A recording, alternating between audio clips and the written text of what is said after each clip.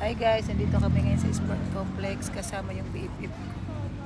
Ayan yung anak niya. Kasi wala ngayong Zumba, kaya gagawa tayo ng paraan guys para pawisan. Maglakad kami. Ayan ang aking BFF ko. Ang ganda no?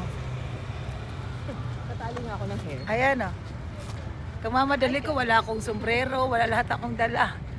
Kasi umahabol nga ako kanina. Ang ganda ni sis oh. Tawag dito. Wala tayong Zumba. Kala ko magsusumba tayo. Wala Zumba. Next Saturday meron.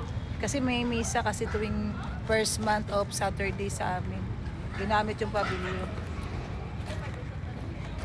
Ang maganda sana sis, meron tayong yung sauna. Para pawisan ka talaga, magsuot ka ng sauna. Kaya nga nag-jacket yun. Sayang nga dapat nagsuot ako nung sa tiyan ko na sauna. Meron ako sa bahay. Guys, lakad-lakad lang kami dito. Diba? Saan na si Nicole?